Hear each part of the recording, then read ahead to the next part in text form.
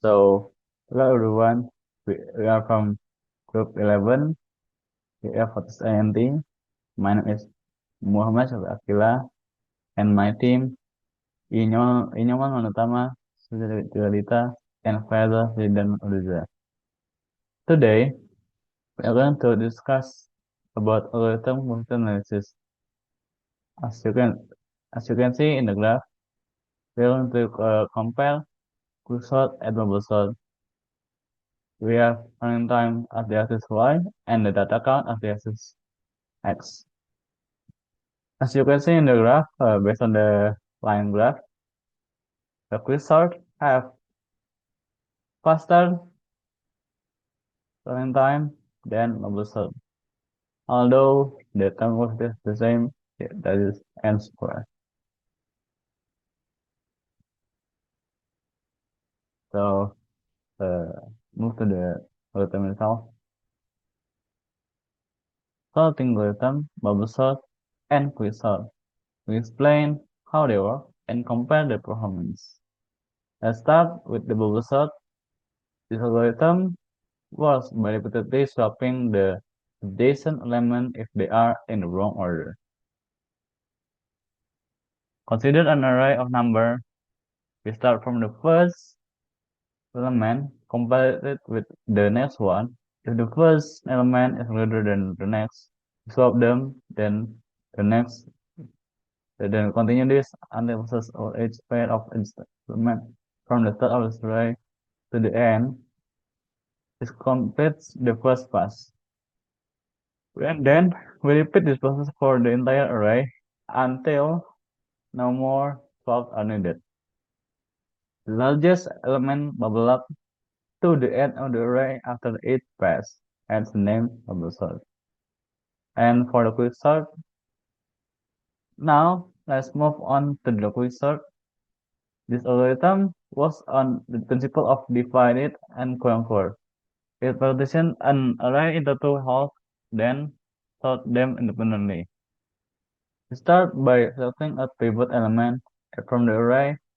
We partition the other element into two subarrays according to whether they are less than or greater than the pivot.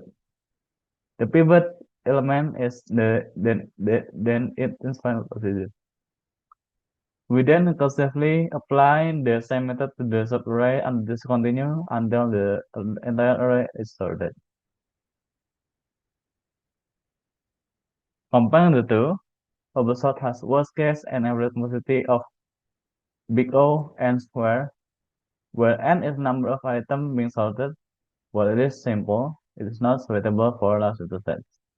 On the other hand, quicksort performs significantly better with a worst case complexity of big O n square and average case complexity of big O n log n. However, its performance depends greatly on the selection of the pivot itself. It's generally better for larger datasets provided the pivot can be chosen wisely. So that's the brief overview of bubble sort and quicksort. Depending on the specific requirement on your task, you might find one more suitable than the other. For the next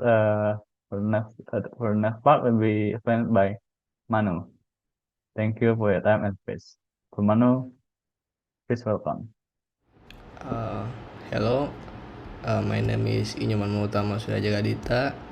Today I will be doing some explanation video about our group project. It is about algorithm complexity analysis. So here we are comparing about bubble sort and quick sort. I believe that it is already explained by Shafiq for the general part, so the first part. So now I will be explaining about its times complexity, the second part. What is time complexity? Time complexity is for the algorithm on how fast they can run on some input size. So here we got the calculation for it, time complexity. So I got the backup file for this the second part of the poster. It is more clear, and because it is black and white, so we can see more clear. So the first one is bubble sort, and then I will explain about quick sort. For bubble sort, it is very simple. We got two loop, the inner one and the outer one. For the quick sort, we get two recursive function, so it's going to be a little bit complicated for the quick sort, but for the bubble sort it will be a bit easy. So for bubble sort, the first thing to look is its innermost loop and then the outer one. So what inside the innermost loop? We got one operation. It is the basic operation. It is a comparison. If array j less than array j plus 1, do some swapping. So we can write that as 1. So only one operation in the innermost loop. And then the innermost loop is from range 0 to n minus I minus 1. So we can write j is equal to 0 to n minus I minus 1. And for the outer loop it is for range n for I. So in Python it's from 1 to n. So we can write it like this, and then we do some calculation. Here is the calculation. So the first thing to do is to simplify this, to expand this innermost sum. So this one is 0 to the n minus I minus 1. It is the same as this, n minus I minus 1 minus 0 plus 1. And then this one will cancel this one, so we only left with n minus I. For some, they got some properties. We can separate this part into two sum. So the first one is for n and the second one is for I. So n can be taken outside because it is not constant.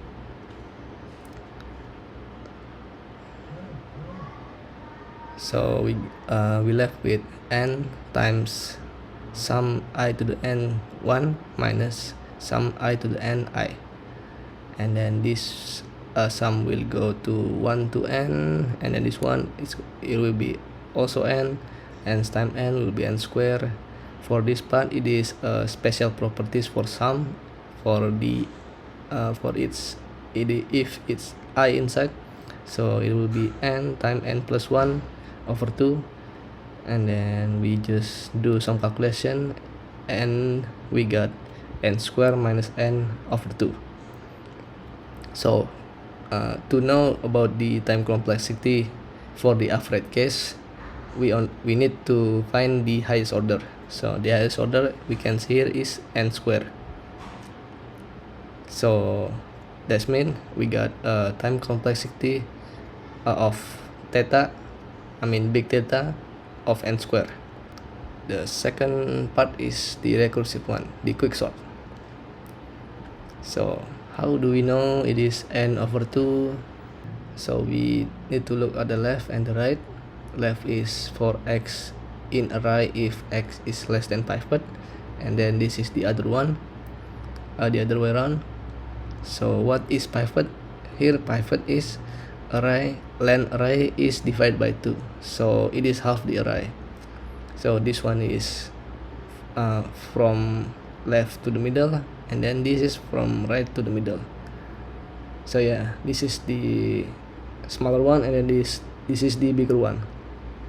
So that we know it is n over 2 and n over 2, so half the array, half the input size, and the middle is only do a calculation of the formula. So here we know there is 2 tn over 2, so we just combine them, 2 tn over 2 plus n constant.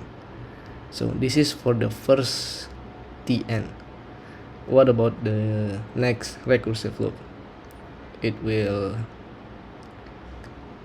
make it into half again, so this will become, this n will become n over 2. So n over 2 over 2 will be n over 4, and this one will be n over 2 because this is n over 2.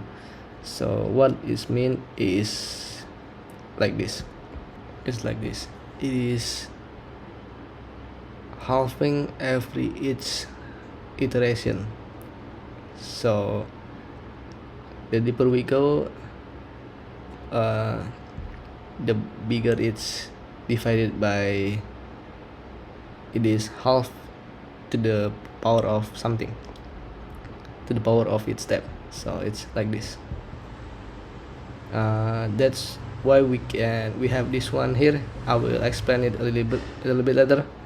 So from this we got n over 4, and then this n over 2 times 2 here. This will become n times 2 here will become 4.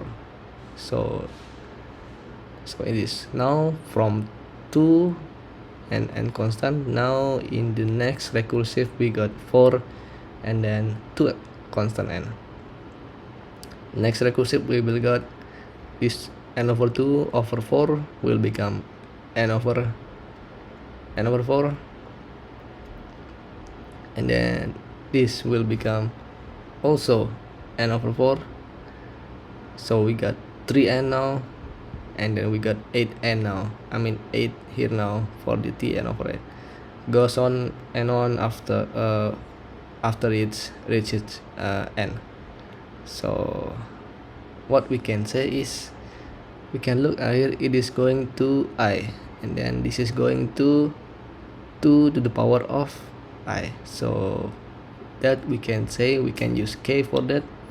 So this one is going to k, and then this is going to 2 to the power of k also here. So that's why we can use this one for n. So we can say 2 to the power of k is equal to n to the input size, and then we can find k. K is log 2n. So just substitute that into here. Now I'm using n smaller n. We can use bigger n too. It's not a problem. It is how I like to do things. So a bit confusing, but it is fine. So it is now for tn, it is to the power of k times t. This one become n, and then over 2k. This one is 2k2 plus it is k and constant n. So we can substitute this into n. So 2k will become n, 2k here will become n over n is 1 plus k. K is log 2n times constant times n. So here constant can go, and then we got n log n plus n times the first recursive. So yeah, and then we got here is the n, and then the same thing, we need to find the highest order. So the highest order is n log 2n. So we can say the time complexity for this one is big data or average case for the time basis is n log n. Say in conclusion that is n log n is the fastest than n square, because it only need a little bit of time to run instead of n square, because the bigger we go, the bigger the time will be, and n log n is less than n square. Yeah, that's it. The other way to prove this is to run the code itself. So we get to go to Shafiq GitHub and then copy the code from him, and then we replace this with that one, and then replace it with this one. So now it will be a 10,000 size. How does the bubble sort perform and the quick sort perform. So we can try. It is taking quite some times. Yeah, it's 4 seconds. 10,000. Keep in mind this is random, so yeah, it will be random. So for the quick sort, it's very fast. It is still below 1 second. It's still in like milliseconds something. So yeah, that's it. The quick sort is far more faster because it times complexity is only n log n instead of n square. So yeah, that's the conclusion. I hope this explanation video is helpful. Thank you. The next part will be explained by Fayaza, and she will also be demoing the code full from input size 1 until 10,000. So we'll be seeing this kind of graph from the code demo itself from Fayaza. Thank you. Okay, assalamualaikum warahmatullahi wabarakatuh. My name is Faisal Sajida and I'm gonna show you the codes and the time run for quick sort. So I'm gonna run this first. One data. Okay, one data took 0.0 seconds, and then the second one is 10 data.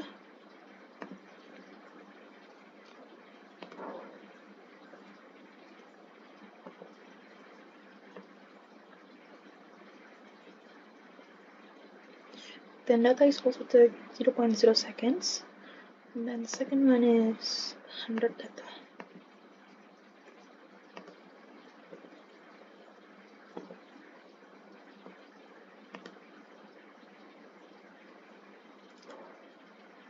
Okay, 100 data is also took 0.0 seconds to run. The next one is 1000 data.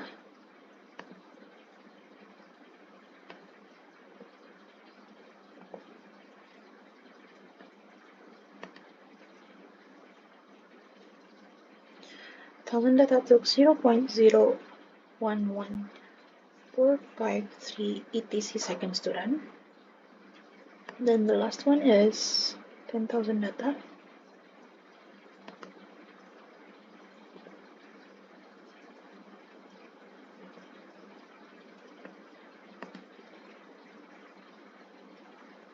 Okay, 10,000 data. And quick sort only took 0.1374 etc seconds to run. Okay, so now I'm gonna explain about bubble sort. Not explain, I'm just gonna show you the codes and the running time. So let's run this one data. Okay, one data is only took 0.0 seconds, and the second one is 10 data.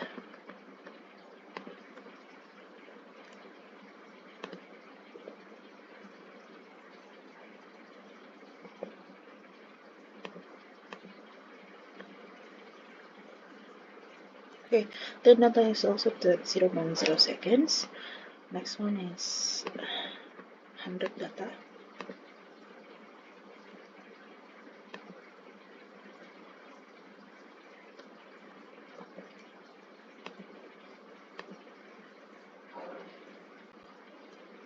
Okay, 100 data took 0.002407 etc seconds.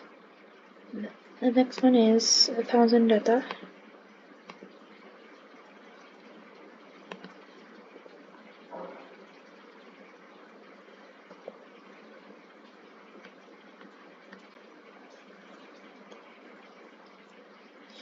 Okay, this one's 0.2698 etc seconds to run.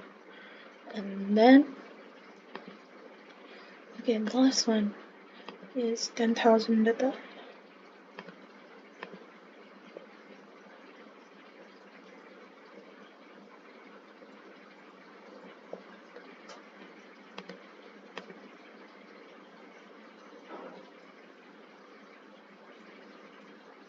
This one taking way longer than the other one, so let's wait.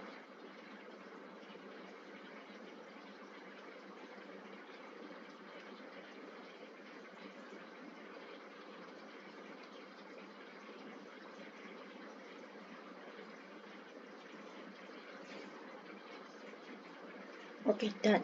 So the 10,000 data in bubble sort took 25.846 etc seconds to run. And that's all from our group. Thank you, and sorry if we have lag in branding. So, assalamualaikum warahmatullahi wabarakatuh.